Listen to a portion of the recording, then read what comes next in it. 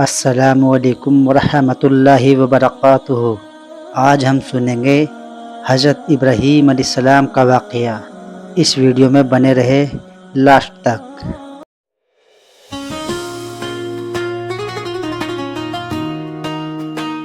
بسم اللہ الرحمن الرحیم۔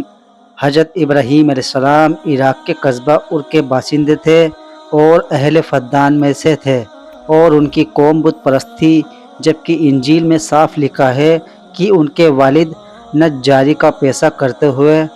اپنی قوم کے الگ الگ قبیلوں کے لیے لکڑی کے بت بناتے اور بیچا کرتے تھے۔ مگر حضرت ابراہیم علیہ السلام کو شروع ہی سے حق کی بصیرت اور رشد و ہدایت عطا فرمائی، اور وہ یقین رکھتے تھے کہ بت نہ دیکھ سکتے ہیں، نہ سن سکتے ہیں، اور نہ کسی کی پکار کا جواب دے سکتے ہیں، اور نہ نفع و نقصان کا ان میں کوئی واسطہ ہے، اور نہ لکڑی کے کھلونوں اور دوسری بنی ہوئی چیزوں کے اور ان کے بیچ کوئی فرق کا امتیاز ہے۔ وہ صبح و شام آنکھ سے دیکھتے تھے کہ ان بے جان مورتیوں کو میرا باپ اپنے ہاتھوں سے بناتا اور گڑھاتا رہتا ہے، اور جس طرح اس کا دل چاہتا ہے ناک کان آنکھیں گڑھ لیتا ہے اور پھر خریدنے والوں کے ہاتھ بیچ دیتا ہے۔ تو کیا یہ خدا ہو سکتے ہیں، یا خدا جیسے، یا خدا کے برابر ہو سکتے ہیں؟ حضرت ابراہیم علیہ السلام نے جب یہ دیکھا کہ قوم بت پرستی، ستارہ پرستی اور مظاہر پرستی میں ایسی لگی ہوئی ہے کہ خدائے برتر کی قدرت مطلقہ اور اس کے ایک ہونے اور صمد ہونے کا تصور بھی ان کے دلوں میں باقی نہ رہا، اور اللہ کے ایک ہونے کے عقیدے سے زیادہ کوئی تعجب کی بات نہیں، اپنی ہمت چست اور ذات واحد کے بھروسے پر ان کے سامنے دین حق کا پیغام رکھا اور اعلان کیا: اے قوم، یہ کیا ہے جو میں دیکھ رہا ہوں کہ تم اپنے ہاتھ سے بنائے ہوئے بتوں کی پرستش میں لگے ہوئے ہو؟ کیا تم اس قدر غفلت کے خواب میں ہو کہ جس بے جان لکڑی کو اپنے ہتھیاروں سے گڑھ کر مورتیاں تیار کرتے ہو، اگر وہ مرضی کے مطابق نہ بنے تو ان کو توڑ کر دوسرے بنا لیتے ہو، پھر بعد میں انہی کو پوجنے اور نفع نقصان کا مالک سمجھنے لگتے ہو؟ تم اس خرافات سے باز آ جاؤ، اللہ کی توحید کے نظم گاؤ، اور اس ایک حقیقی مالک کے سامنے سر نجات جھکاؤ جو میرا، تمہارا اور کل کائنات کا خالق و مالک ہے۔ مگر قوم نے ان کی آواز پر بالکل دھیان نہ دیا، اور چونکہ حق سننے والے کان اور حق دیکھنے والی نگاہیں سے محروم تھی، اس لیے اس نے جلیل القدر پیغمبر کی دعوت حق کا مذاق اڑایا اور زیادہ سے زیادہ تمرد و سرکشی کا مظاہرہ کیا۔ حضرت ابراہیم علیہ السلام دیکھ رہے تھے کہ شرک کا سب سے بڑا مرکز خود ان کے اپنے گھر میں قائم ہے، اور آجر کی بت پرستی اور بت سازی پوری قوم کے لیے ایک دھنی بنی ہوئی ہے۔ اس لیے فطرت کا تقاضا ہے کہ حق کی دعوت اور سچائی کے پیغام کے فرض کی ادائیگی کی شروعات گھر سے ہی ہونی چاہیے۔ اس لیے حضرت ابراہیم علیہ السلام نے سب سے پہلے اپنے والد آزر ہی کو مخاطب کیا اور فرمایا: اے باپ، خدا پرستی اور معرفت الہی کے لیے جو راستہ تو نے اپنایا ہے اور جسے آپ باپ دادا کا پرانا راستہ بناتے ہیں، یہ گمراہی اور باطل پرستی کا راستہ ہے، اور سیدھا راستہ راہ حق صرف وہی ہے جس کی میں دعوت دے رہا ہوں۔ اے باپ، توحید ہی نجات کا سر چشمہ ہے کہ تیرے ہاتھ کے بنائے گئے بتوں کی پوجا اور عبادت اس راہ کو چھوڑ کر حق اور توحید کے راستے کو مضبوطی کے ساتھ اختیار کر، تاکہ تجھ کو اللہ کی رضا اور دنیا اور آخرت کی سعادت حاصل ہو۔ مگر افسوس کہ آزر پر حضرت ابراہیم علیہ السلام کی نصیحتوں کا بالکل کوئی اثر نہیں ہوا، بلکہ حق قبول کرنے کے بجائے آزر نے بیٹے کو دھمکانا شروع کیا، کہنے لگا کہ ابراہیم، اگر تو بتوں کی برائی سے باز نہ آئے گا تو میں تجھ کو پتھر مار کر ہلاک کر دوں گا۔ حضرت ابراہیم علیہ السلام نے جب یہ دیکھا کہ معاملہ حد سے آگے بڑھ گیا ہے، اور ایک طرف اگر باپ کے احترام کا مسئلہ ہے تو دوسری طرف فرض کی ادائی، حق کی حمایت اور اللہ کے حکم کی اطاعت کا سوال ہو،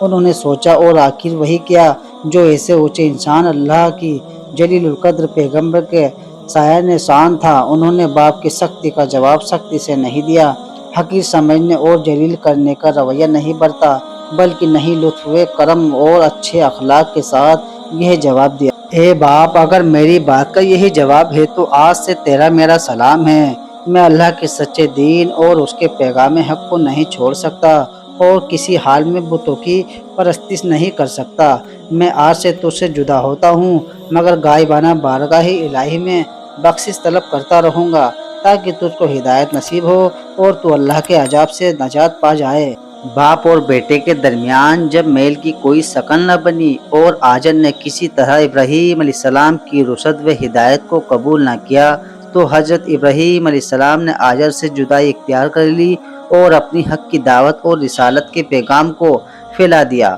اور اب صرف آزر ہی مخاطب نہ رہا بلکہ پوری قوم کو مخاطب بنا لیا۔ مگر قوم اپنے باپ دادا کے دین کو کب چھوڑنے والی تھی؟ اس نے ابراہیم علیہ السلام کی ایک نہ سنی اور حق کی دعوت کے سامنے اپنے باطل معبودوں کی طرح گنگے، اندھے اور بہرے بن گئے۔ اور جب ابراہیم علیہ السلام نے زیادہ زور دے کر پوچھا کہ یہ تو بتلاؤ کہ جن کی تم پوجا کرتے ہو یہ تمہیں کسی طرح کے قسم کا بھی نفع یا نقصان پہنچاتے ہیں، کہنے لگے کہ ان باتوں کے جھگڑے میں ہم نہیں پڑنا چاہتے، ہم تو یہ جانتے ہیں کہ ہمارے باپ دادا یہی کرتے چلے آئے ہیں، اس لیے ہم بھی وہی کر رہے ہیں۔ تب حضرت ابراہیم علیہ السلام نے ایک خاص انداز سے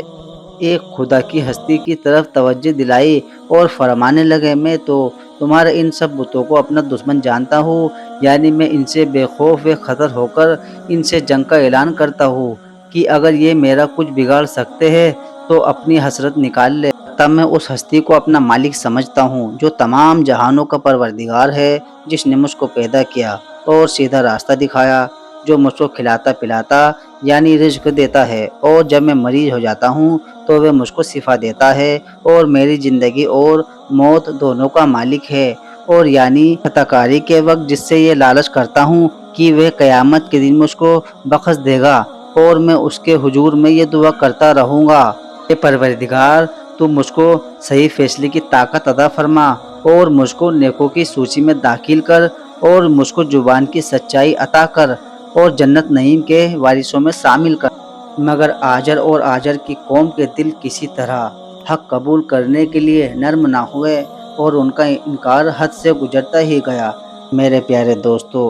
ابراہیم علیہ السلام کا جو واقعہ ہے دوسرے پارٹ میں دیکھیں گے انشاءاللہ۔ اگلے پارٹ میں ہم قوم کی ستارہ پرستی اور قوم کے نصیحت کے لیے ابراہیم علیہ السلام کی بتوں سے بغاوت کی تفصیل میں دیکھیں گے۔ میرے پیارے بھائیوں، اگر میری ویڈیو اچھی لگی ہے تو میری ویڈیو کو لائک اینڈ سبسکرائب کریں، بیل آئیکن آن کریں، جو ہر آنے والی ویڈیو آپ کو